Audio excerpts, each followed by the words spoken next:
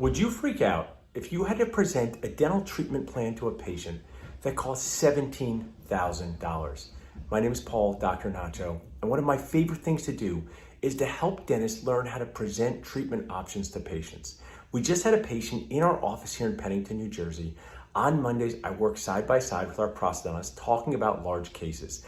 This patient just signed up for a $17,000 treatment plan. One of the systems that we use is our yellow financial agreement. We love to talk to patients like people. One of my sayings is talk to patients like people and magic will happen. Talk to them like people, not like other dentists. If you would like to get a copy of our yellow financial form, just text MENU to 215-543-6454 or email MENU to freenachos@dentalnachos.com. If you have any questions about any of the things that we do, just reach out to us at dentalnachos.com. We're here to help you be a more successful, less stressed dentist and human. Would you freak out if you had to present a $17,000 treatment plan to a patient? My name is Paul, Dr. Nacho. One of my favorite things to do is to help dentists and their team feel more confident in presenting large treatment plans. This patient just left our office and he has signed up and even wants to come in earlier for this large treatment plan. One of the ways we do this is to use the yellow financial agreement. The yellow financial agreement acts like a menu for patients to decide which financial option fits best for them. To get a free copy of this yellow financial agreement, just text MENU to 215-543-6454 or email yellow form to freenachos@dentalnachos.com. We would love to share it with you so you can get started on sharing with patients how to take care of large treatment plans. We use this for all treatment plans in our office, but I find that dentists do well starting to use this for treatment plans over $5,000. It breaks down the cost in an easy to understand way. It offers a payment and fill courtesy or stretch it out over the course of treatment, or use one of our key resources and sponsors for outside financing. If we can help you in any way, just reach out to us at dentalnachos.com.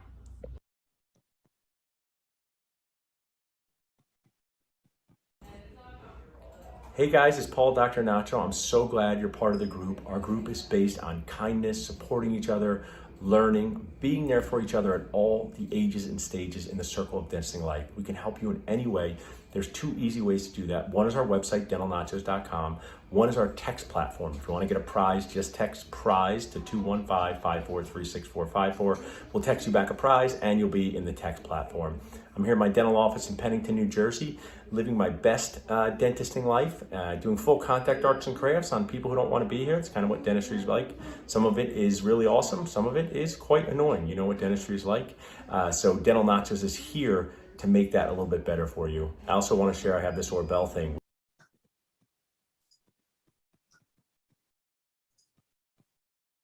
Welcome to Maximizing Your Happiness with Dental Insurance. My name is Paul, Dr. Nacho Goodman. I'm going to be joined in just a little bit by my amazing friend, insurance guru. He sleeps under a pile of shredded EOBs. Don't make a big deal about it, Dr. Travis Campbell. But before we start our show, we're going to share some great toppings, some sponsored toppings, some things that you can do to live your best dentisting life. My first amazing sponsor, Tiffany Green from CDP. If you're looking for a job as a dentisting human in the state of Texas, text CDP to 215-543-6454.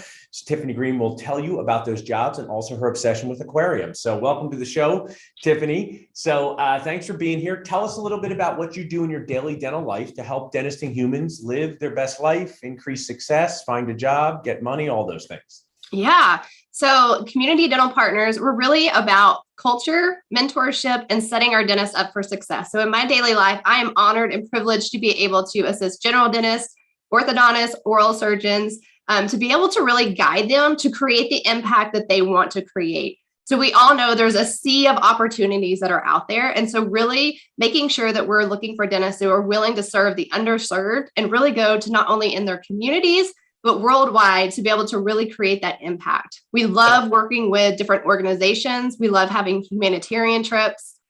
Even within our HR department, we just did a project with Days for Girls to create hygiene packets. So it's really about creating that impact and making sure that we have a culture and a success partnership to have them all the way through partner ownership and practice ownership if that's the pathway that they're on. That's really great. I mean, it really sounds like you're embracing that doing good while doing good mentality. Now, our dentists and humans, they really like a lot of details, right? Dentists like details. Yes. Is it a 1 millimeter probing depth or 1.5? Nobody can see between the probe depth. Stop saying that, Dennis. But let's talk about the details so we can drill down, pun intended, into working with CDP. Who are you looking for? If someone's watching this video, you're saying, this is who I'm looking for. Who's that dentist?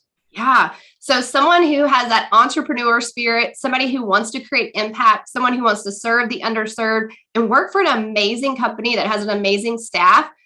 We are really interested in making sure that we're supporting new dentists as well as practicing dentists. Oh. So if you go to our website, we have our lifestyle and compensation guide that really helps you navigate through the path that you're currently on in your journey. And then we can help guide you to the different practices that we have. We have practices that serve primarily children. We have practices that focus on adults. So it really is just trying to find that mix, because it's all about making sure that the dentists that we have for the practice are really there to find that fit of the patients they want to serve, because it's not just about us. It's about them finding the patients and having that work-life balance to be able to support the patients and be able to have the skill set and the repetition to really increase their productivity and what they're looking for. It's so important. I mean, earlier in your career, I want to say you can text CDP to 215-543-6454 to get connected. What is, dental, I don't even notice the cost of dental schools become nacho nuts, right? They're just making it more each year. So what can you earn as a CDP associate? What are some compensation ranges that someone could expect to earn working full-time? Absolutely. Great question, Paul.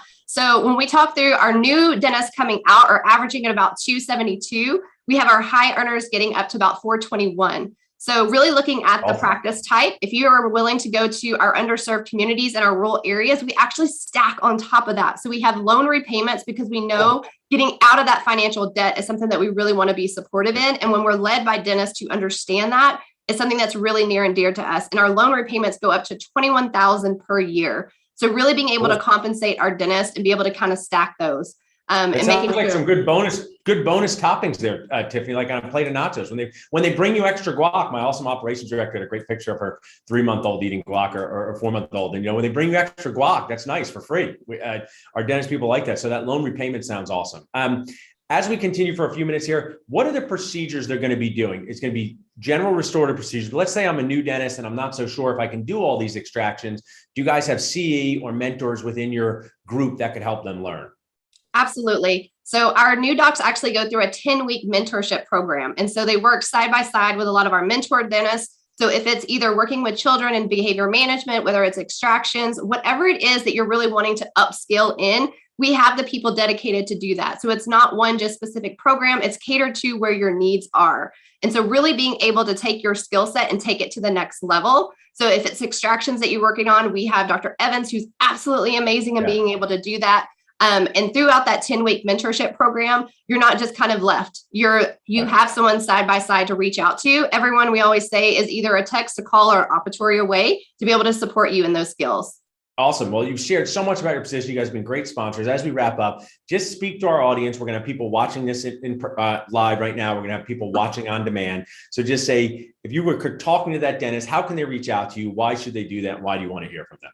Yeah, absolutely. So first off, we understand it's a C, but it's not just a C out there. It's about happiness and fun. That's actually one of our pillars. So we want to make sure that we have someone who wants to come to a thriving, amazing culture and an awesome opportunity to work for. So you can simply just text me at 940-222-5005, or you can go to our website, communitydentalpartners.com, and go ahead and click on that. And you can contact me and my team directly, and we'll get you connected in our practices to come experience the CDP way. Awesome. Love that, Tiffany. Thanks for bringing great energy, fun. I love that floating cat there in the background with the goggles on. That's Charlie. Have an awesome rest of the day. Just one more time here. You can text us too. You can text CDP to 215-543-6454. Thanks so much, Tiffany. Thank you so much, Paul and the Nacho family. So before we start our CE here in just 13 minutes, if you have questions, please put them in the chat. Dr. Travis Campbell loves insurance. He's going to name his next cat D6191. True story. That's a locator button attachment, by the way. See what I know up here. So if you have questions, put them in the chat. Nacho team, do we have anyone else on the interview here right now? I can also just play some pre-show videos too, if that is best at the time. Hey, Paul, I think it would be great to play some pre-show videos. Perfect. Cool. So I'm going to go back to here and share. And We'll be here with Travis in just a few minutes. Which is really pretty cool. It's from one of our sponsors. I use it as a dad. I use it as a dentist. We give it out to patients as gifts. If you want to learn more about it, just text HAND, text the word HAND to 55444, or email us at salsadentalnachos.com. We're all in this wacky dentisting world together, and the more we share, the more we care, the better place we can make it for all of us. A Kit Kat? Yeah. Or do you want Reese's? Okay, people don't argue with their own decision. Which one do you want? Which one? Reese's? Yeah. Okay, take the one that you want. Good job.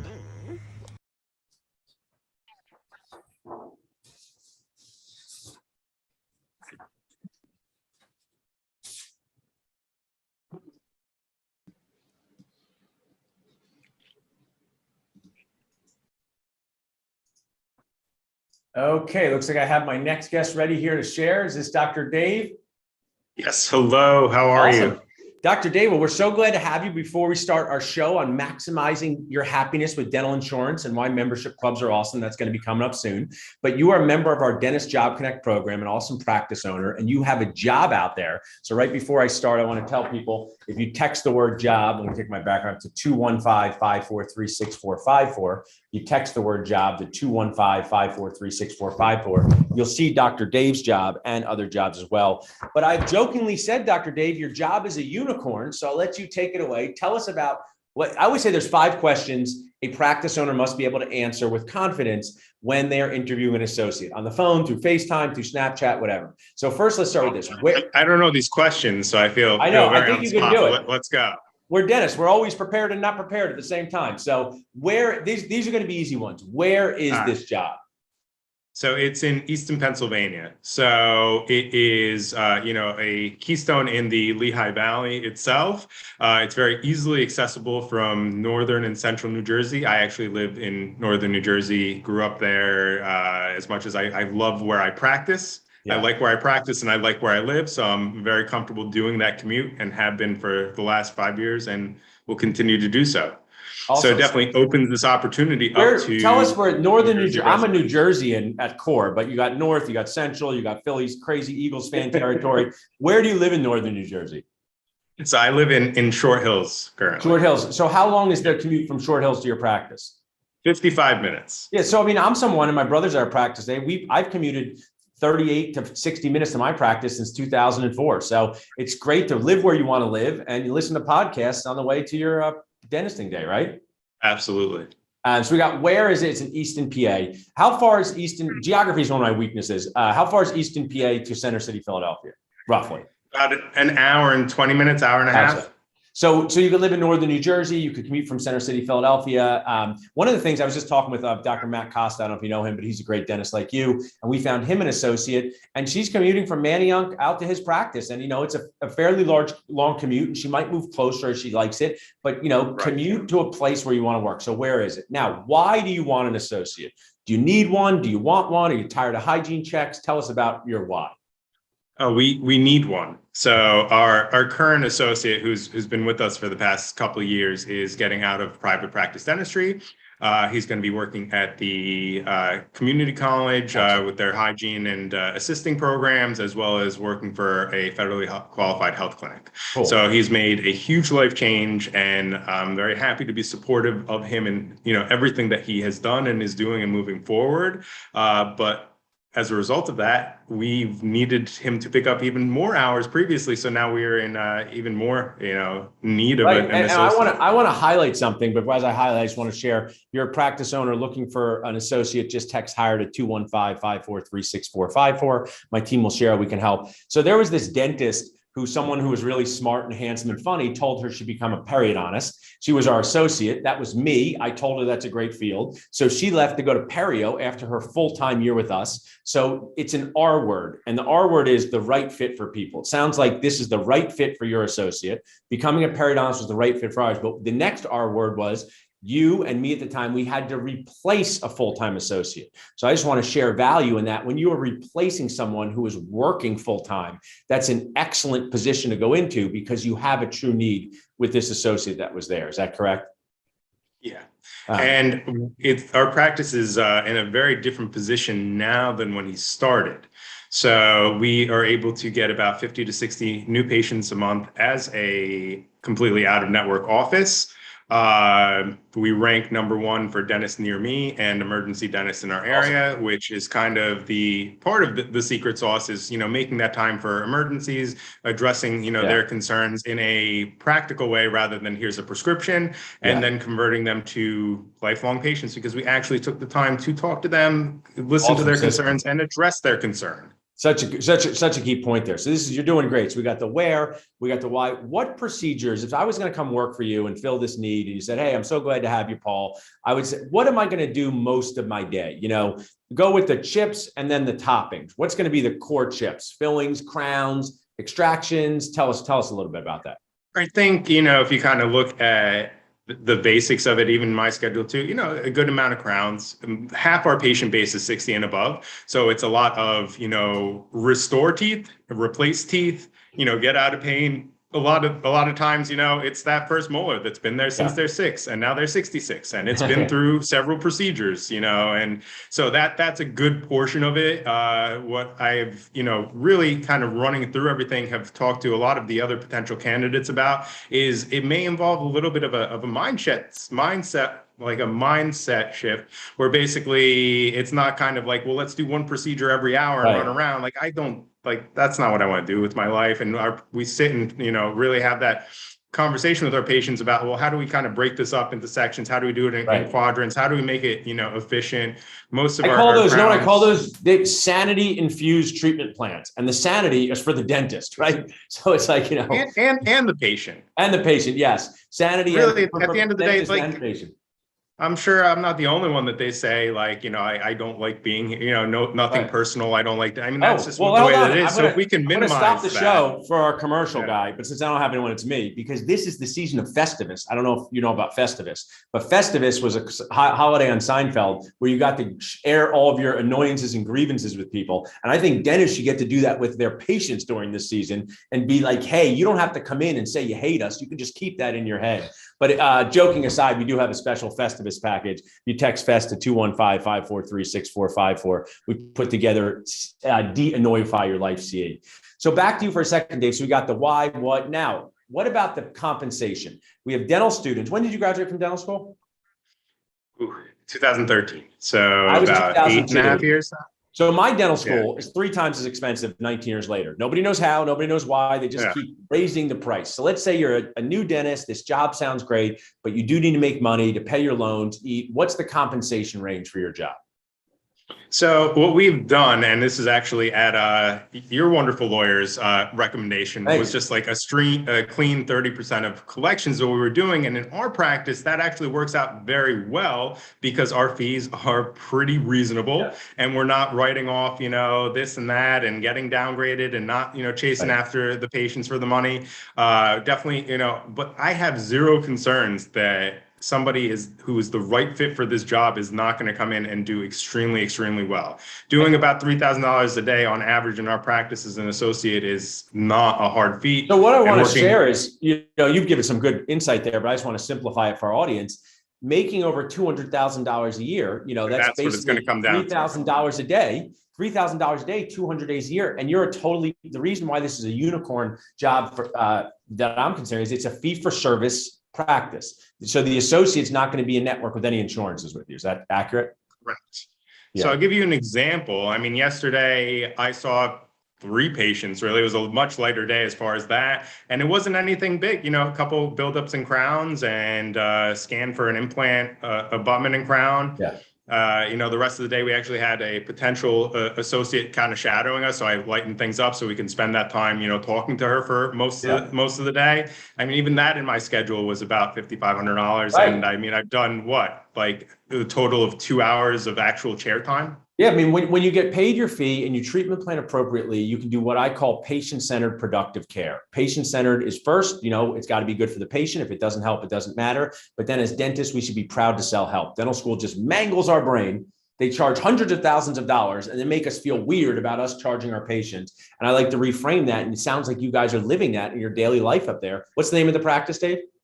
College Hill Dental Group. College Hill Dental Group. So as we wrap up, we're going to start our show in a minute. I just would like to ask you, this is being seen by people in person where they're going to see the recording. Just share who you're looking for and how they can reach out to you to have a conversation, jump on Zoom, come visit you, because I want to find you the right fit for your practice. Absolutely. I mean, the right fit is somebody who is passionate about dentistry, who can communicate well, who wants to continue to learn and grow, and at least has a pretty moderate skill set. The basics we want to have down left and right, but as far as emergency treatment, being able to take out teeth, do fairly complicated endo, doesn't have to be molars, things like that. That's what's going to set somebody up to go ahead and come in and allow me to help them learn and grow to get to the level where they're just going to kill it there. Awesome. Mentorship, morale, money, all there. Thanks, Dave. You want to stay around and watch the awesome Dr. Travis Campbell. He is an insurance guru. He shows how we can maximize our happiness with insurance in or out of network. I'm meeting my good friend, Dr. Todd Fleischman, for lunch in a couple hours at a Mexican restaurant. He's fee for service like you. But even a fee-for-service practice, I'm assuming people still mention their insurance sometimes, whether you have to answer, how it works, what they can do. We're very insurance friendly. I mean, that's the thing. We bust our butts trying to help people get their compensation, but we're not bending over and taking, on page 17 of this clause, yes. It gets downgraded and the patient pays more and you get less. Yeah, it's like a dog-friendly apartment. I like that, insurance-friendly. Well, thanks so much for joining us, Dr. Dave. If people would like to find out about your job in Easton, PA, just text job to 215-543-6454. You did a great job here on Nacho TV. Thank you so much. Awesome, Good Dave. to see you. Thanks. So we are going to bring up the star of the day. He can start his video, and we're going to start right on time. We're dentists. So this is CE on TV. Dental Nachos presents Maximize Your Happiness with Dental Insurance. Dental insurance is an integral part of most dental offices, even if it causes multiple headaches. Understanding how insurance works is a key to success, regardless of network affiliation. Patients are frequently confused about how dental insurance works, and by understanding this complicated process, the dental office can help patients make the most of their insurance benefits, which leads to better treatment acceptance and happier patients. In today's insurance-driven environment, a dentist needs to be smart with how they proceed with insurance contracts and communications. This presentation helps new and experienced dentists and teams navigate insurance myths and minefields. So welcome, Dr. Travis Campbell. Thanks for being on Dental Nachos CE on TV again. Share with us why you love insurance so much. Was it something that happened as a kid? Did you go to your dentist and your in-network PPO paid a lot for your sport card? Or tell us a little bit about why we're here today and your why. We're going to dig into a lot of things, but just let's lead off with, what role does dental insurance play in your life right now as a practice owner? So when I first got out, which is a little over a decade ago, started practice from scratch, was in network with everyone. And over the years, we got out of network. So we were down to 4 insurance companies about 3 years ago. And collections were stable the whole time. I mean, we didn't lose any money during that process, but we still have room to grow the office and it wasn't going anywhere. So a couple of years ago, I decided, okay, well, let's renegotiate our contracts, get better fees. But in the process, we actually ended up going back in network with almost every insurance company. And let me pause there. I'll interject at some points, and I won't have my face on the whole time. Travis, let them see yours. People need a break from mine. But I know this is CE, and we have to say if someone sponsors, we'll be glad to say. But let's just talk about the reality in a evergreen, fundamental way. You left insurance networks and you went back in, but you negotiated contracts. So one thing that's possible, just for us to clear up some myths, and sometimes this is so fundamental. We have dental students watching. We're going to have people who've been working in dental offices for 35 years. I didn't know this was possible till 2016. I had this guy help me way before Dental Nachos. But basically, just tell us about this process of it's possible to negotiate insurance fees. It's not a myth. So that's one. We're dispelling one myth here, and that it is possible to negotiate fees. Tell us more about that process for you. You don't have to mention any specific names at this time, so we stay on our seed time. People can answer, but just tell us in a fundamental way how that worked. So there's 2 concepts when it comes to joining an insurance company. For one is the actual negotiations. That's what everybody knows about. That's going to the insurance company and saying, look, your fees are lousy, we need something better. And the insurance company can decide yes or no of whether they'll play ball with that one. In most cases, and throughout the last 10 years, yeah, we've seen, 3, 5, 7% increases with that, but nothing major, nothing that's going to make me go, oh, that was awesome. And we used 3 different companies in the last decade to kind of renegotiate contracts along the way. And that was about the results we got. Well, recently, in the last couple of years, what we learned is it's less about the negotiations. And honestly, some insurance companies don't even negotiate anymore. Right. I mean, they'll just say, we're too big, we don't care, take the fees or leave it. It's all about affiliations, which are basically, if you sign up with one insurance company, you get their fee schedule, but they will also affiliate with other companies that they'll get you a network with too, but at their higher fee schedule. And that's what made the big difference. That's where we started getting a 30 and 50 and actually in a couple of cases, 100% increase in fees, double the price. Let me for the same interject here for a services. minute, because I've really come to really appreciate your knowledge and our friendship, and we're in the same general phase of dental life. Let's just pause for a minute. This is practice management CE, so it has to do with living your best dental life. Just pause for a minute. I want to ask you this. You can DIY a lot in life. You could DIY, do it yourself. You could sell your own house. You don't need a real estate agent, but a real estate agent has specific connections and does this all the time. If you want to clean out your gutters on the roof of your dental practice, you could go up on the ladder, but it probably is better to get the ladder guy who cleans out gutters all the time. In our dental school graduation speech by, I think his name, it's Collier, Brandon Collier is the son. Dick Collier was the father. He passed away a few years ago, but he gave a great speech. He said, don't go up on ladders, Dennis. Just don't go up on ladders, right? Get a ladder guy, but just pause for a minute, because sometimes we have this instinct of, we could figure it out ourselves, or it's worth our time. In this specific world of negotiating insurance, because you've written a textbook people buy, have been on podcasts, you might not see, you are the insurance guy. Why did you not DIY it? Why did you get on the phone and say to PPO, give me more money? Don't you know I'm Travis Campbell? Tell us why you didn't DIY it. One, these affiliations change all the time, so I don't keep track of them. That's not like my little role in insurance. So that was one thing, but yes, I could have figured that out if I wanted.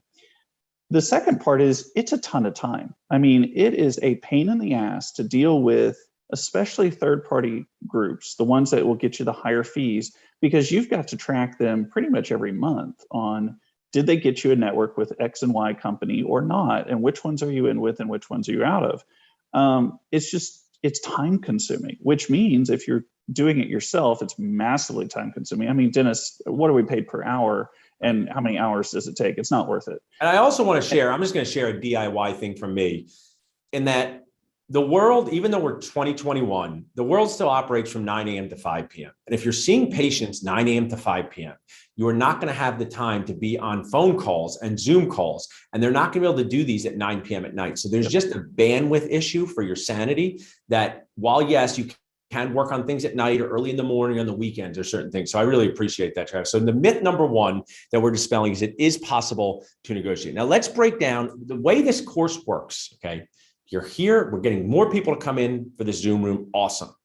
The goal of Dr. Travis and I is to answer your questions. You're here with us. So please, we're going to spend about 30 minutes talking with each other, and we want to spend the second half answering your questions. So please put them in the Q&A. That's why we're here, what we're here for. But let's break down some of our questions. So one of the objectives of this course, Travis, is to improve reimbursement and estimates for your patients, even if you're totally fee for service, how this affects your life, whether you're in network with 48 plans. Tell us more what this means to you, how you help offices, or you've helped your own office improve reimbursement and estimates for your patients. So, I mean, obviously one of them is get higher fees. So we've talked about that. The second one is actually understanding the terms of the agreements themselves. I mean, it was in the previous, you had the dentist come on that's, having a position, but he said one thing that I hear a lot, but is completely untrue, which is downgrades affect the office. No, downgrades don't affect the office at all. And it's a common misunderstanding. If I do a composite filling, if I'm in network or out of network, I am going to get the fee that I'm going to get. It doesn't matter what insurance does with that. Yes, in network, I get a discounted fee, but it's still my fee for a composite. Now, insurance may pay for an amalgam. So they may pay, instead of 80% of that filling, they may pay 50%, but the patient's going to pay the difference. So regardless if a service is non-downgraded or downgraded, the office is collecting the same amount of money either way. It's just the patient's paying a larger portion of that. So it's understanding those clauses, because that's one that I see all the time, that offices are like, well, we're going to have to charge the patient for the amalgam. No, you're actually going to charge the patient more than what you normally would for a composite, because insurance isn't covering all of it or most of it. So that's one thing, is just collect what you should be collecting. Tell us how. I like this. So you're basically saying that dental offices are legally leaving money on the table every day by Yes. not asking better questions. So let's say you're just bought a practice, you're trying to survive, and your office manager, who's super nice, says, hey, they downgraded this to an amalgam, we're stuck, right? What would you tell that practice owner and office manager to go back and say? How do they go back and say, hey, we're not stuck? Is it simply just charging the patient and not telling the insurance anything? Is it fighting back against the insurance? I'm really curious. Tell us more about that. Well, in this case, the EOBs in most cases are going to tell you exactly what you want to see. The patient's going to pay more out of pocket. The challenge comes in is offices a lot of times don't know this up front, and therefore don't estimate it well. And therefore now the patient's mad that you told them that filling was going to be $30 and now it's $80. Gotcha. But it's still the same priced filling. The office is still getting paid the same. Right. But the office a lot of times will hesitate or go, well, I'm going to lose this patient if I don't collect that other $50. Well, yeah, you're going to tick off the patient because you ruined the estimate, because you were wrong on your original understanding, but you should still collect that money, because that's the insurance companies even tell you you need to collect it. Yeah. But I would say you got to go back and understand the entire process. And that's what the textbook's about. That's what this, this webcast is about. Everything I ever talk about is understanding the process so that you get paid what you should get paid. I mean, yes, being in network, good or bad, because you get a discounted fee, yeah, that stinks. But as long as you collect what you should collect, I mean, like I said, we went back in network, we're actually collecting 50% more than we've ever collected. And with the way that, you and I know the dental offices work with fixed overhead, I'm actually profiting multitudes more than I did out of network. And that's where our happiness factor comes in. I want to pause on this for a second. Nacho team members, if you could put some of the questions in the Q&A for me to read off to Travis, that would be great along the way. I know we have some in the chat just so I can keep track of them for our second half. But we're talking about maximizing happiness. You just saw the practice owner that I interviewed, who's as fee for service as they get. I'm going to lunch with one of my best friends who's as fee for service as they get. You are someone who's embracing utilizing dental insurance for your patients in a totally authentic way. What's your practice collecting being in network with PPOs monthly? $250 a month. And how many days a week are you guys working? 4. So in 16 days, right, you guys are doing $15,000-ish a day, right? And how, just if someone's out there, because we're going to get to the next question, which I believe, I was like a lot of plays. West Side Story had the two factions, the Outsiders, the two factions. There's this, I think it's sad and poignant that there's almost these factions in dentistry. Are you fee for service? Do you take a lot of PPOs? And we can't come together to understand how we can make the right decisions for our own practice. In your collecting of close to $3 million a year being in network with insurance, you've said this on the groups before. I just want to bring this to life for our audience. Where does insurance help with treatment plan acceptance? Where does it flat out help with treatment plan acceptance? So it's a concept in general. I mean, let's look at Amazon. Why does everybody love Amazon? Why does everybody use Amazon? Because it's a membership. I like as many boxes that come to my door a day. That's my dream. I just want to see boxes. Well, I'm looking outside the window here, and I've got like 6 of them that my wife's already gotten just this week. So I'm like, oh, those got to go somewhere. But no, we are very much a plan membership society. We like having a deal, a discount, a inclusive organization. And that's what insurance is. Now, whether you're in network or out of network, the patient has that insurance. They want to utilize it because it is a benefit. Now, that benefit may be small, that benefit may be large, but it's still a benefit and it's still something they want to utilize. So that's the biggest thing, is if we maximize their benefit better in or out of network, they're happier. And if we can discuss that with them in a positive manner, because most people discuss it in a negative manner. And it took me a few years. Well, let's for my do that. I team- like this. I really want to add so much value to this course because it's going to go viral. I don't know what that means, Travis. We're going to make it viral, 1 million hits. So I want to add the talking points because that is the challenging part. It's great for us dentists to sit in our office meetings and talk. Like you got to go to the game when the patient says, what does my insurance cover? I have a couple tips I want to share, but share with me, not talking about it in a negative manner. What does that mean to you and your team? Millie comes in, she needs a crown. Would benefit from a crown with you in your office. She has insurance, she's confused. How do you guys talk and get on the same page in a positive way? So let's give, both sides. What we used to do, which led to less treatment acceptance, is we used to say, hey, look, here's our crown fee of $1,000, but insurance, your insurance is kind of lousy. It's only going to cover 300. You're going to be out of pocket 7, but at least you get 300. So that's already a negative. Patients are like, well, that stinks. Versus we now take it the other ways and actually pay attention to the fees I use too. Millie, your crown is going to be $1,200. And awesome, look, your insurance is going to cover 600 of that. Yeah. That's great. How would you like, or when would you like to get scheduled to get this crown done so you can fix your tooth and get insurance to cover for your benefit? Love that. I mean, we do a lot of talking practice, a lot of Paul Goodman words running around my practice, and mine's similar to yours. It would say, Millie would say, what does my insurance cover? I would say, that's a great question. A lot of patients ask that.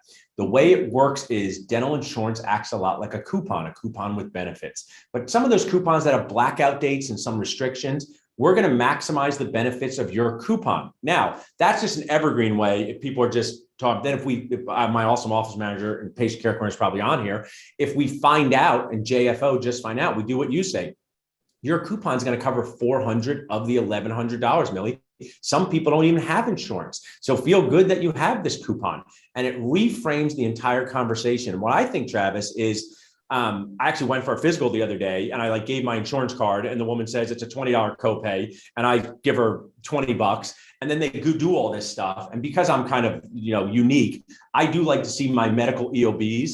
I like to see how bad this poor doctor or physician's assistant, where they say, exam, blood work, $800 downgraded to $80. But I believe, and this is what I believe the audience should embrace, is this is not medical insurance. It's the exact opposite of medical insurance. We have all been lulled into this fault. We had a whole baby, Travis. I don't know what it cost. Mary had teacher insurance at the time. I was trying to figure out what it cost to deliver a baby. So medical insurance does a terrible job of getting us to understand it. So I think, do you find patients conflate the two or confused by the two? Yes.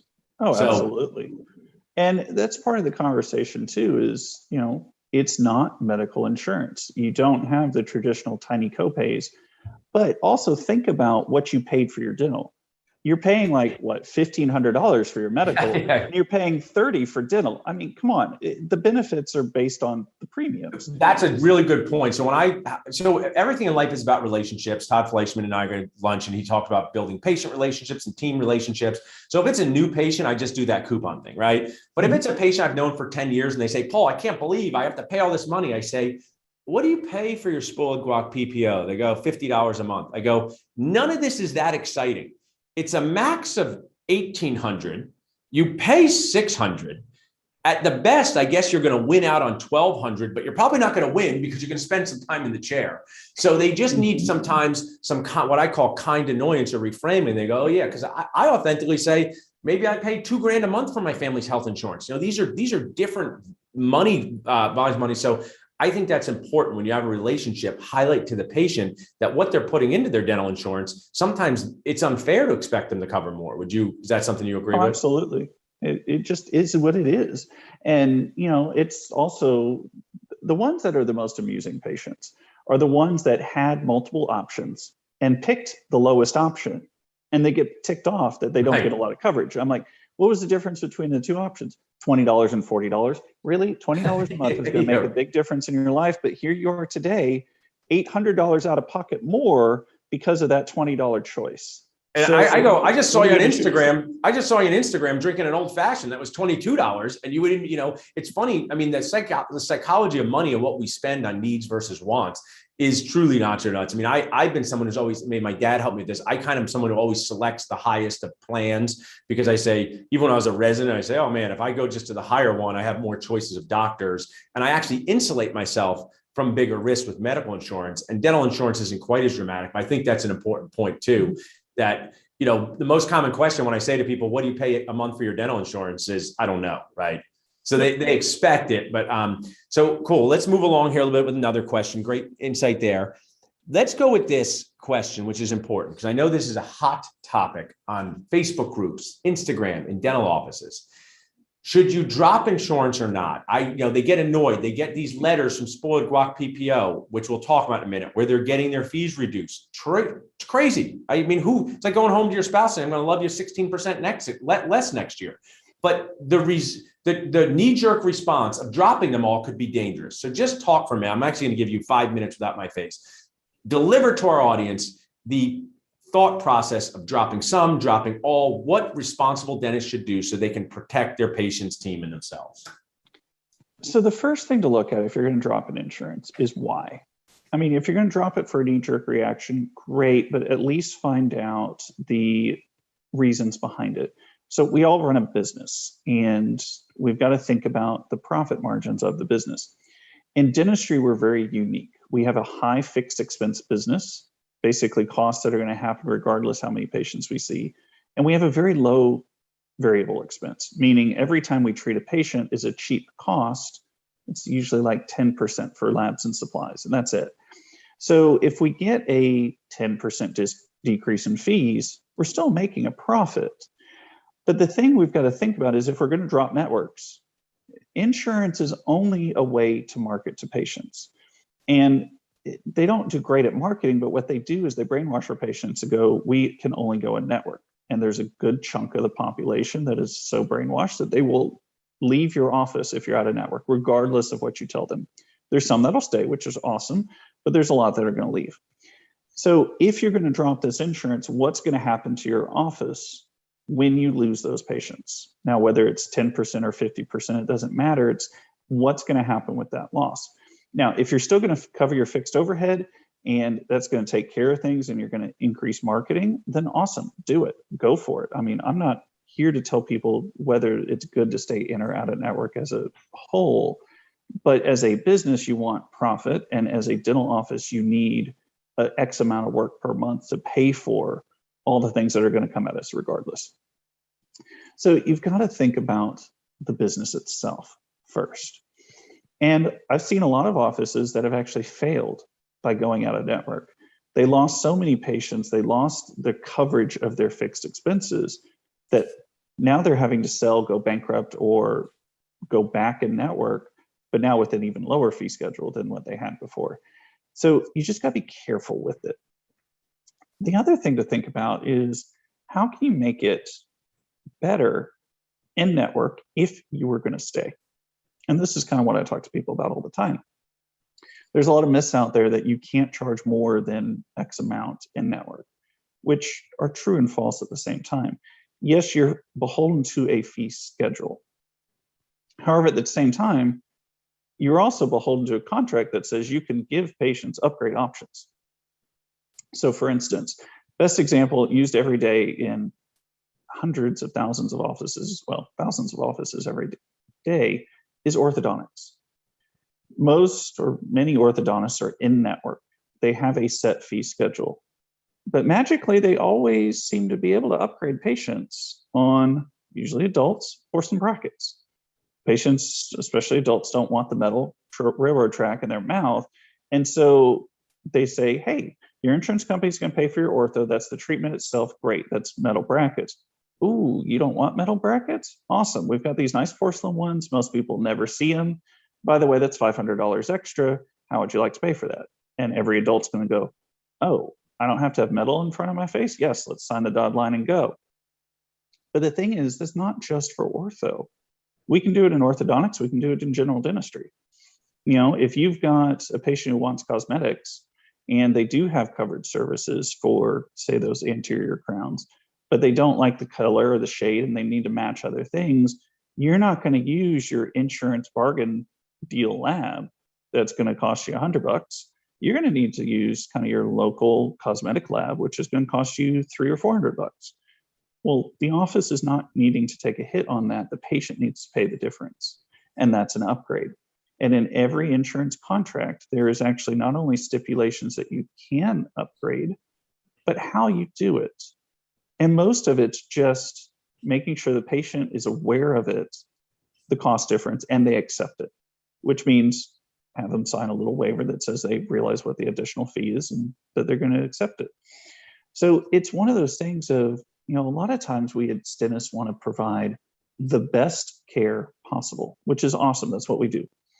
But at the same time, we have to realize there's a cost to that care.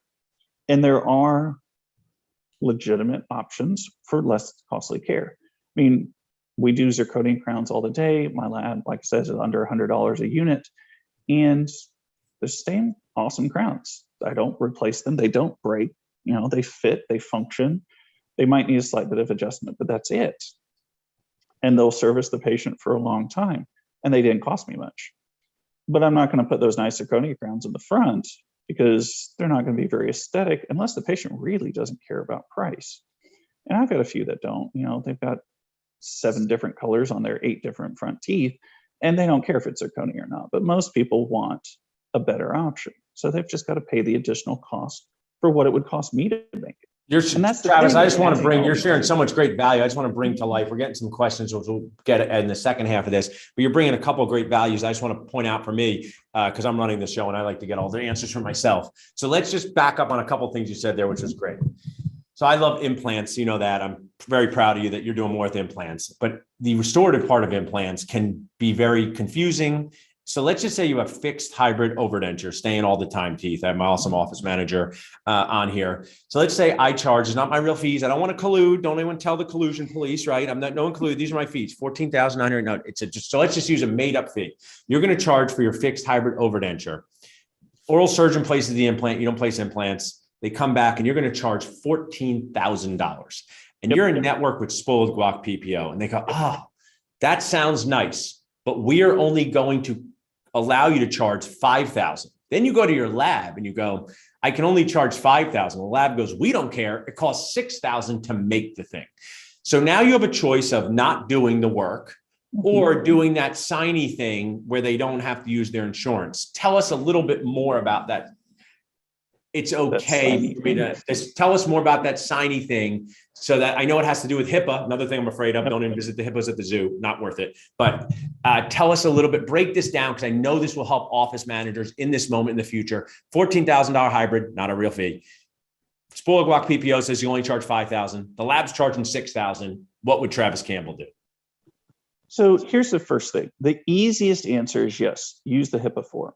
HIPAA has a clause within it called high tech. High tech is basically patients' way to protect their identity from things like insurance companies.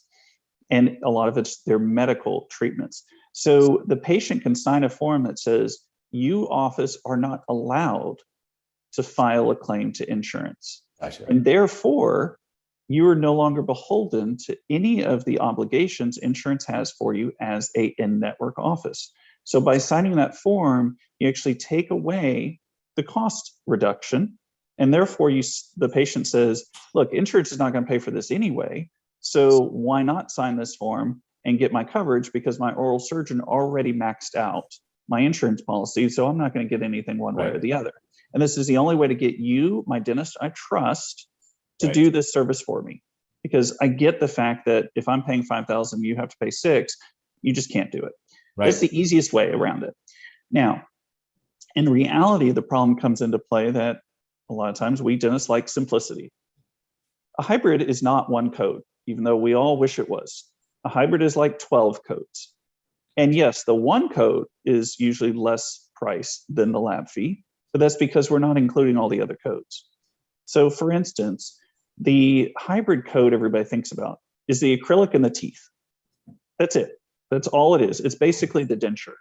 Gotcha. It's not the titanium bar, which is a code. It's not the abutments, which are codes. It's not the connectors that are within the denture, which are codes. It's not the lab technician coming to your office helping you make this perfect, which isn't an ADA code, but it can be an internal code. So there's so many things that are involved in a hybrid. And when you start adding up all these fees, even in network, you're actually probably going to get the fee you want or pretty damn close to it. And therefore, it doesn't matter. You don't even need to have them sign it if you understand the coding of it. So there you've delivered some great value because you could do the HIPAA signey thing. That's what's called officially. Or you can break down I get a lot of responses to that in my life in general. Todd Fleisch will be looking at me that way at lunch in a few minutes, Travis. Mary usually gives you that look too, yes. Right? Or you can break it down because also at the end of this, Travis and I do not want to get caught by the CE police. So we're not going to promote anything. We're not going to sell anything. But at the end, we'll give you some resources after the CE code because I know that you have mastered this with dentures, right? I mean, you have some denture work on this, which we'll talk about this in a minute. So that there is very valuable. So just to keep this conversation going for a second, let's talk just broad picture about when an insurance company won't cover something, okay? They won't cover it, but they want to control the fee. Is that state dependent to get out of it? Or where's our Travis Campbell tips for that one? Yes, that's state dependent. So there are 40 states in the country that have laws against insurance companies capping fees on services that are non-covered. So let's say that there's 40 states with laws against insurance companies capping fees. So if you're in one of these 40 states, you do not have to worry about it. Yeah. But if you're in one of these other 10 states, okay, keep going. Because half of the codes with hybrids and half the codes with a lot of things are not covered. And therefore, you can charge what you normally charge for that service. What you can't do is charge more for that service to try to make up for the fact that you're getting a discount on another service. Gotcha. That's fraud. But you can charge the same price you would charge everybody for that service. So let's go back to the hybrid. If I'm going to charge $3,000 for a titanium bar, because that's kind of the lab fee, that's the biggest cost of a hybrid, then I charge every patient $3,000 for that titanium bar. And insurance is not going to pay anything for it. So you get $3,000 on that titanium bar, plus all the other codes involved with the hybrid. So what I share, my office manager on here watching, and she knows I'm a big ABC fan. Always be connecting, always be caring, always be creative. This one falls into always be consistent. So you're consistently charging $3,000 that titanium bar. You're not doing this special, unique thing just to work around something. Right. Gotcha. Which is why I am against the usage of the miscellaneous fees, because miscellaneous fees could be a lot of different things. So you're always having to go in there and change the cost. And that can lead to human error. That can also potentially lead to fraud. So for us, we create everything as an internal code. It all has a hard-coded fee that nobody touches. Therefore, you remove the human error element, and you also remove the fraud element. Yeah. Because if I'm never changing a fee for anything, well, that's the definition of fraud, charging two patients different fees based on how they're paying you. And that's it. So you save yourself on the legal side, and you save your self on the efficiency side, and it's a win. Yeah, and it's even the easier way to do it. That's such great advice. One of the things is, it's not about always doing things the right way. I say to my team, it's about doing them the regular way, right? When you just do things regular, consistent, same, it just makes your life easier, right?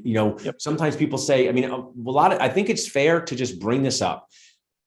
Most people don't drive the exact speed limit, but if you get stopped driving 75 in a 55, you cannot say to the police officer, oh, but the sign says 75. The sign clearly says 55, and you may get a ticket. You may get a warning. They don't take your car and throw it in the river because of that, but you should I believe you should use that same philosophy in dealing with dental insurance, right? When people say, oh, this never happened to me, it might just be no one has caught you speeding at that time. Yes. And you want to make sure, because when you get caught speeding, challenges happen. So that's just, I think, a really good way to put it there, Travis. I like that. Let's go to our questions in the Q&A. I'll come back to this. You're doing an awesome job. We're a little past halftime. Everyone who's here, we've got more people coming in. This is awesome. Please feel free to ask questions in the chat. My team member, please take some advantage of Travis's free help. That's why we have him here. So if you're a Pennington Dental team member, ask some questions.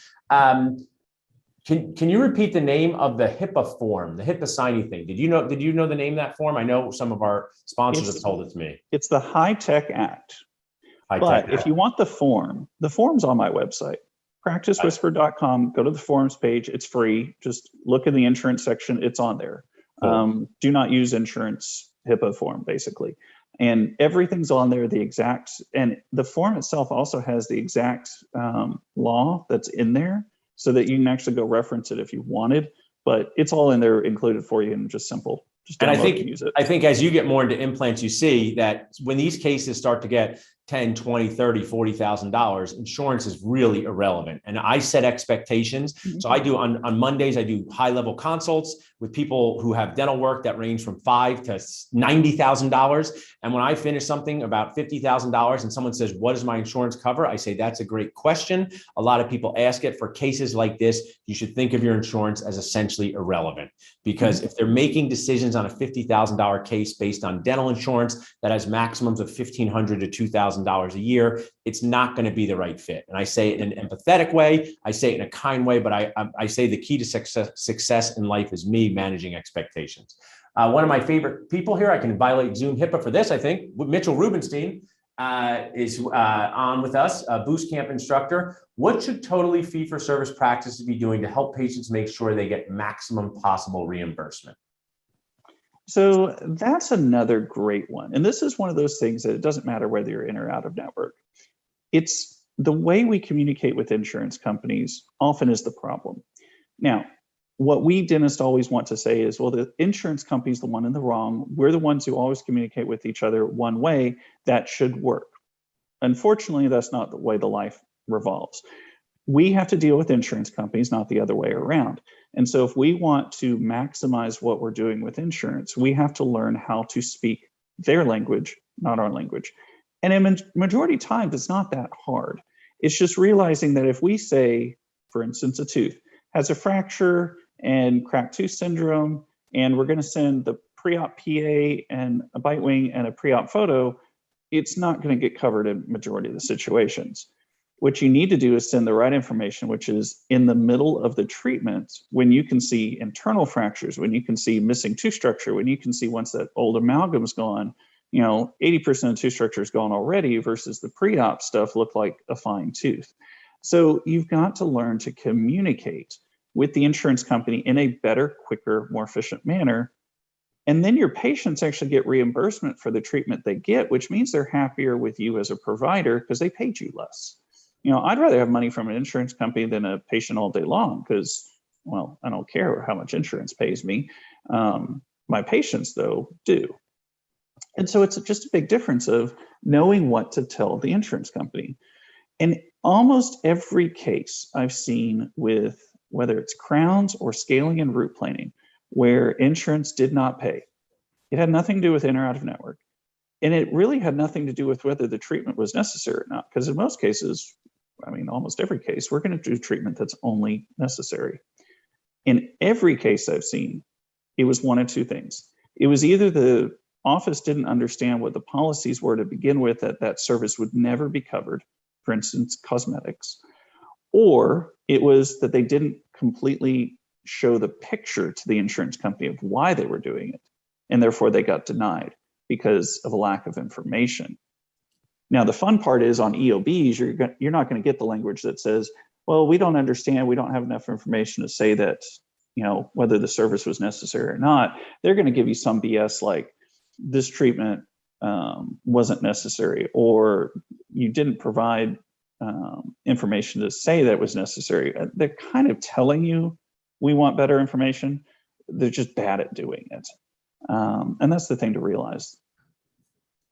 Awesome. Travis, we're all here to celebrate our own SOAs, sense of accomplishment. So you got a comment that I've only seen Travis's post on Facebook. I've never seen him speak. Travis is awesome. So doing great.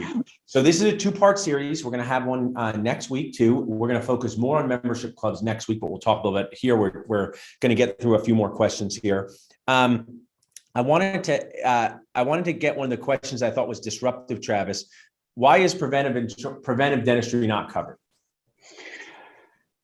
That's always a fun one. So, dentistry is a preventive organization. That's what we do most days is if patients will let us, we can prevent almost every problem from happening. But insurance companies don't tend to pay for adult sealants, adult fluoride, the less expensive stuff that will cause the patient to save more money later. And a majority of the reason why is all insurance companies are just big risk managers. They pull a lot of numbers. And what they pull is most patients on average are with an insurance company for 12 months. That's it. Well, if an insurance company pays for prevention, what they're seeing is the next insurance company is going to reap the benefits, and therefore they don't want to pay it. Right. So in their role, I mean, it kind of makes sense. What they also see it as is, but the patient is going to reap the benefit. Therefore, the cost of that preventive treatment belongs to the patient. Now, the best way to do this is we use this all the time with patients, and we give them that same basic analogy and then say, and this is your insurance company telling you, yes, that fluoride's important, but you're going to reap the benefits. Therefore, they're saying it's your cost. But let's get it done so you don't have to pay that $200 for the filling next year. Yeah. And it works because then patients understand it. It makes sense. We can not like it. I mean, I don't like it all day long, but I can't do anything about that. What I can do is convince patients to still utilize the services that we can provide. Awesome, Travis. Thanks, Sharon. We're going to go to one of our chat questions. This might circle back to the beginning of some of your in-network versus going out and back in. Do you find that you're doing double the work each day being in network in order to increase your collection? So is going back network, does that cause you to do actually more dental work? Yes and no. So I'll answer that two ways. For one, what I found is when I was out of network with a lot of companies, I had a lot of patients with high expectations, like crazy high expectations, not like realistically high. And it was an emotional drain to deal with these people. It just really was. And so it depends on what you want. I know some dentists that they're happy kissing ass all day long to patients, and that makes them energetic. And they're happy kissing ass for 6 hours and treating for 2 hours. Great. For me, that drove me nuts. I would rather do dentistry. I want to pause for a minute because Mitchell said this before. I believe that dentists, and I think a lot of this has to do with our dental school training, which is toxic, think that one path in life, one treatment plan, one path, one business model is free of annoyance. And there's no such thing as that. When you are a fee-for-service office, what you're sharing is that there are challenges that come with wrapping your arms around, metaphorically, patients who do not count on dental insurance for care. One of yours is basically, we'll put it in a G-rated version, is personality management. It requires more personality management for patients who are not relying on dental insurance as much. So you're basically saying that for you, Dr. Travis Campbell, the right fit for you was embracing a model where more of your patients were using dental insurance, because you find that personality management of those patients is not as difficult? Oh, yeah. In most cases, especially our in-network patients, they're like, well, this is what insurance covers, and I'm getting a discount, and I'm getting it less expensive. So I don't need the hand holding. I don't need all that extra, like, oh my God, I'm awesome because I'm paying more and I'm going to be, this is the Ferrari treatment and whatnot. No, and I think a lot of us are very similar to me, but this could just be my bias. A lot of dentists are very type A personalities. Yeah. A lot of us are naturally more introverted. Type A, it stands for annoyed. That's it. We're type annoyed personalities. Not just joking. Keep going. Yes. We're introverts. And so it's not in a lot of our nature to develop the level of relationship that's needed to be out of network or fee for service. Right. A great story. A friend of mine sold an office a while ago, and she was amazing. She had a great fee for service office. She was great. I mean, it worked out for like 30 years. She sold it, and the dentist who bought it went bankrupt in a year because his mentality was not about relationship building. It was about purely the logical side of dentistry, which did not work for that patient population. Yeah. And so he lost all the patients. Well, that's the thing, is you've got to soul search. Who are you? What drives you? What makes you happy? And make your office function around that. To me, the personality management doesn't make me happy. It actually drained me. It made me tired. It made me, unhappy. It made me sad about going to work. The dentistry, to me, is the easy part. I can cut a crown all day long. I mean, so it takes I think this is really awesome. I mean, this is just every dentist should be watching this, especially the newest in our professions, that you're basically saying doing a crown on number 20 is less stress than trying to manage 15 questions about from a patient who has a lot of challenges. Not that your patients don't ask questions, but you would rather that. Some dentists, like you said, would be happy doing that and doing fewer crowns per day. And there's no exact right answer. It's figuring out your own dental happiness level. There's one thing that we talk a lot about though, Travis. I'm going to have a totally non-insurance dependent office after 19 years in network. First of all, I want to share for the people online. I'll use an example. Sometimes people go vegan, right, Travis? And they want to eat only vegan food, but they spent 20 years eating non-vegan. So it's cool if you want to go vegan, but don't forget about those 20 years. There's people on Facebook going, well, now I'm fee for service. How long has that been? 2 days, right? Well, that means so I'm put 20 years in being involved with spoiled guac PPOs. And I agree with you, but this is the part that I would think could bond us together. Whether you're Mitchell Rubenstein, Todd Fleischman, Dr. Dave, whether you're Travis or Maudie, where you talk a lot about patient communication, and both types of dentists have to be really good. And you say, hey, new dentist, don't spend time learning veneers, which you might never do. Spend time learning patient communication. Tell us more about your philosophy on that, and maybe what you wish you did more, what you found out if you're talking to a dentist who is new in their career. So it's an interesting question I get all the time from new dentists or dentists who haven't graduated yet is, what CE should I take? I'll give you an example from my life. I took a lot of high-end CE. I took TMJ CE. I took sedation CE. I took veneer CE. I took everything under the sun. But the challenge was a lot of that early in my career, I didn't do any of. I took the CE. I spent a ton of time and money learning how to do these things and then never actually doing them, not because I wasn't diagnosing them, but because patients weren't accepting them. Right. And so, patients also weren't accepting lots of crowns or those root canals or even those implants that back then I wasn't even placing. So I wasn't even the one asking them for the money, and they still weren't doing them. The biggest thing that made a change in my career was learning how to talk to patients in a way that matches their goals to what I can provide, so that they actually want not only the treatment done and the outcome from the treatment, which is more important, but they wanted me to do it.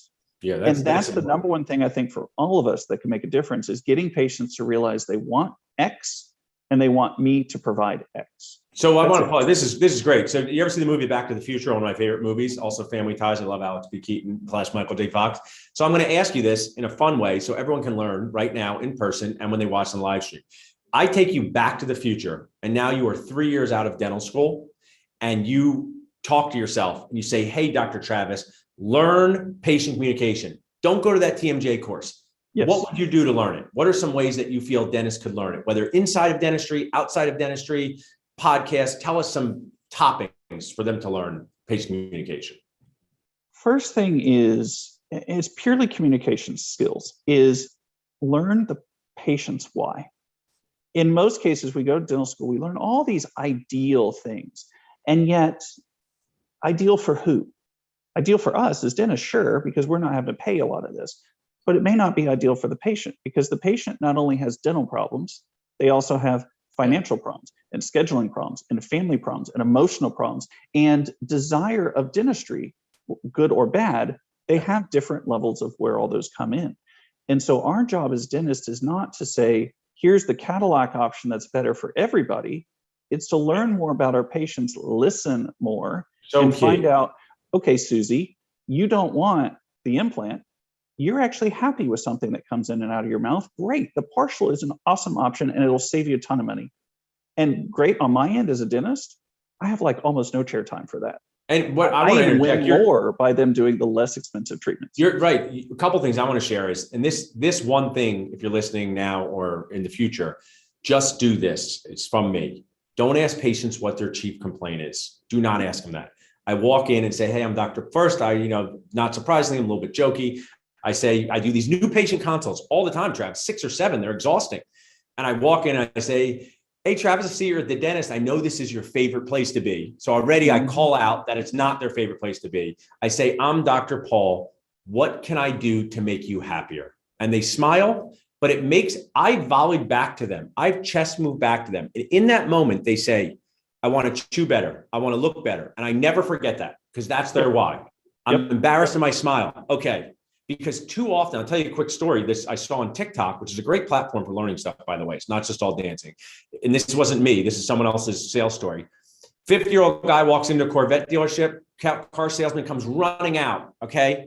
Already assumes it's a midlife crisis, says, you want a Corvette, you're going to get so much attention. You're going to put the top down. It goes from 0 to 60 in 2 seconds. You're going to, kind of probably thinking this guy's divorced. He's going to meet women. So he goes through that spiel. He goes, this isn't for me because this is for my 16-year-old daughter. She's a big Corvette fan and it doesn't sound like a good car for her.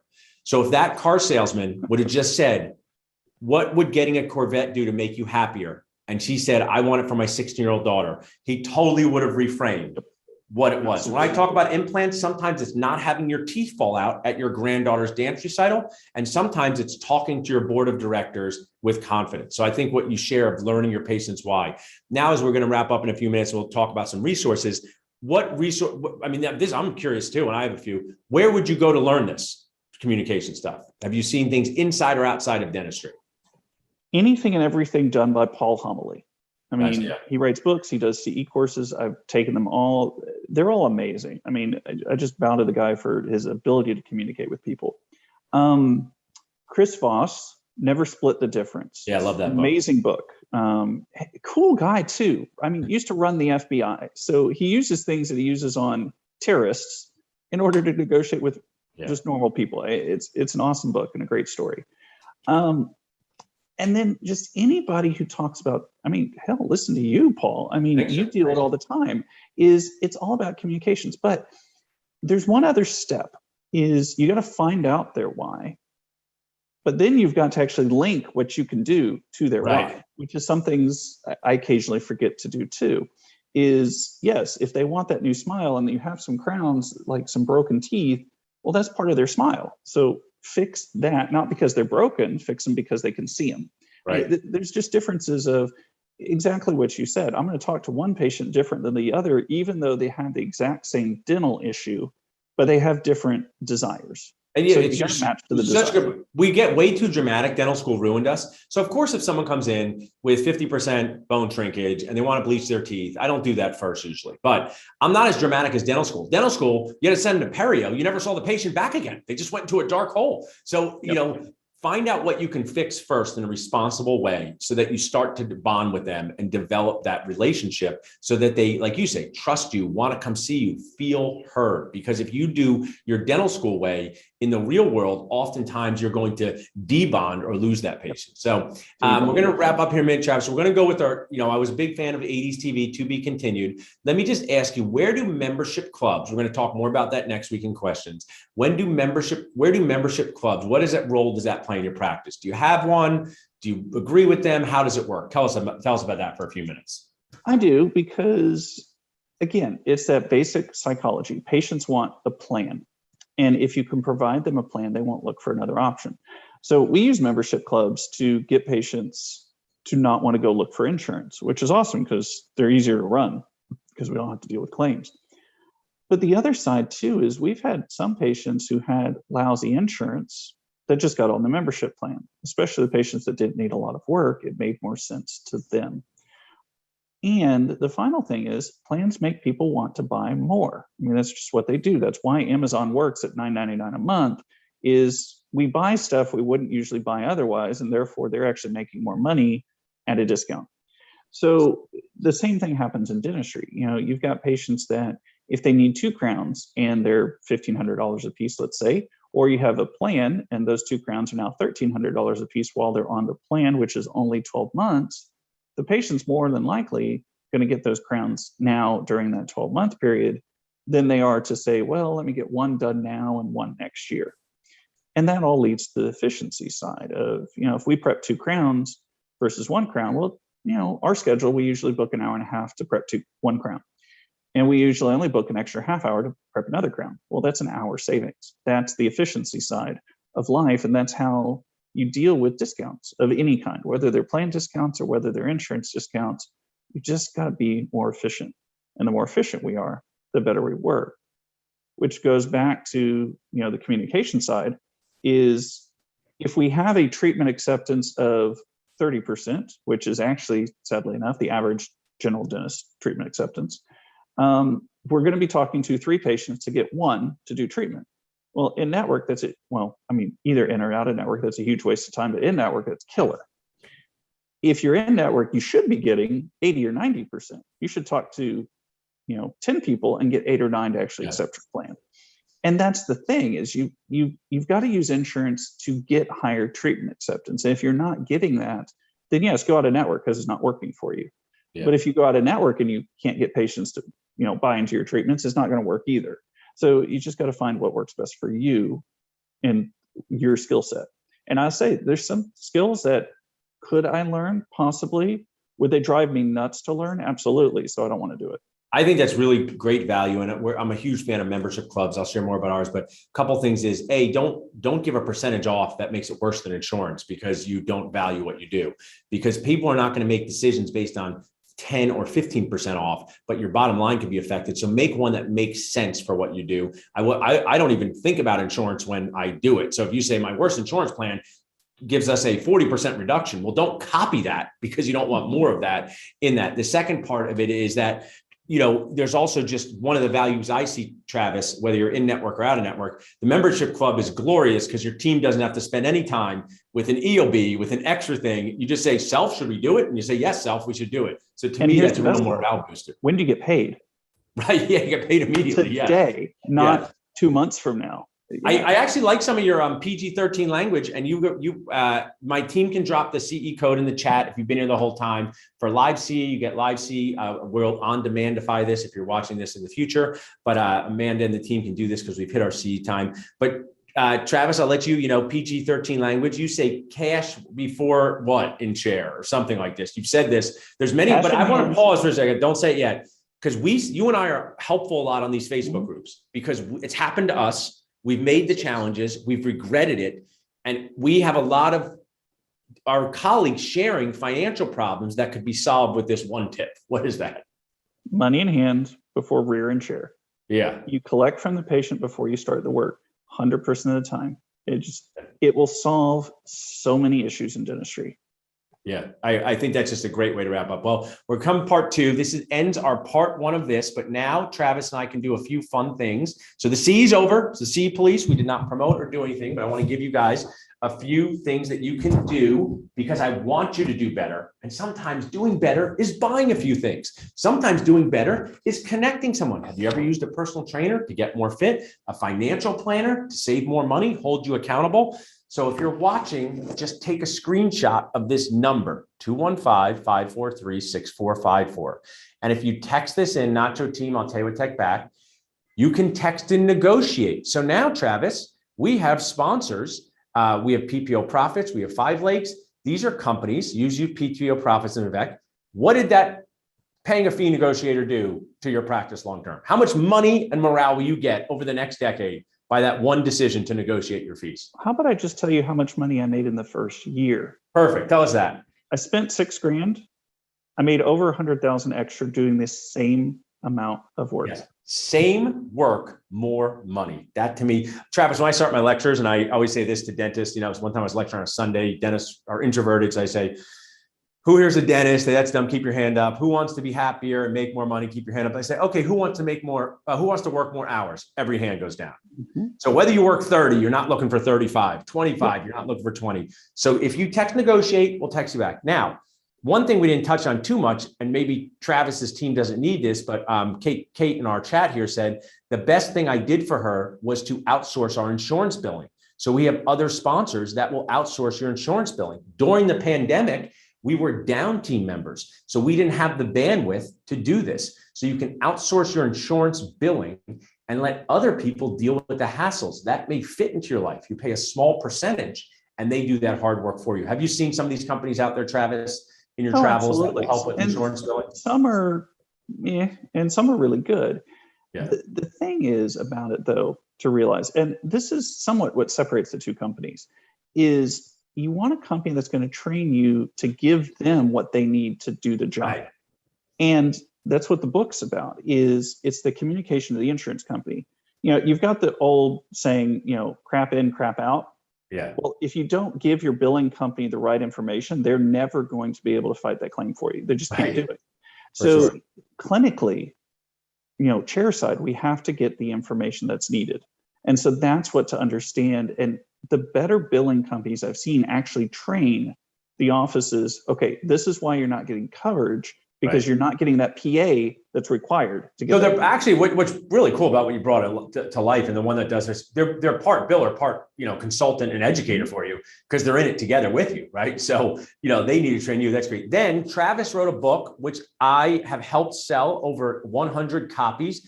If you text book to 215-543-6454, we will text you back Travis's book, which I'm in too. Don't forget about me. I'm in too. I'm in as well. And we'll get a discount code. The current discount code expired. You missed the first one, FOMO. This is why you should be on the text list, or you would have got it, right? Say, just go with one text a day and don't yell at me, and you'll get all kinds of savings, okay? It's just a text. Let it go by. Sometimes there's awesome value there. But if you text book to 215-543-6454, we'll text you Travis's book and the updated discount code when we get it. Another thing I wanted to share with our audience here is that it is the season of Festivus, being frustrated and annoyed with people. So if you text Fest to this number, you'll get this prize back. Travis, hold your book up one more time. Awesome. We have our awesome Job Connect team on here. If you're looking for jobs in the area, you can text job to 215-543-6454. Now, before we wrap up, Travis, I just wanted to see there was one more. So any good references for learning more in dental insurance? Your book is out there doing that, which is awesome. Your first book is on practice management, right? What's your website for people to go and purchase that if they'd like? That one's only on Amazon, and actually it's sold out at the moment. They're printing more. Wow, look at that, Travis. You're the hottest book in town. It's called The Practice Whisperer. They can go to practicewhisperer.com. That'll learn more about you, right?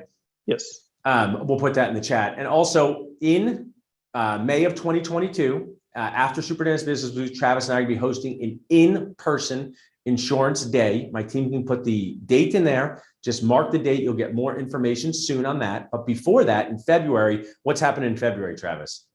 So February, we're doing a course in Houston, all about dental insurance and profitability and risk management. So it's going to be a great one-day course, February 12th. So save the date. The registration for that will be coming out any day now. And it's going to be amazing. Now, unfortunately, due to size, it's dentist only, but there's going to be a ton of value there. And I'm not going to be the only speaker, so you don't have to listen to me all day. Awesome. Well, that's going to be awesome. So February in Houston, Philadelphia in May. We'll be back next week. We can end our YouTube live. We'll stay here on Zoom here for a second. Let me know when we're off. Travis,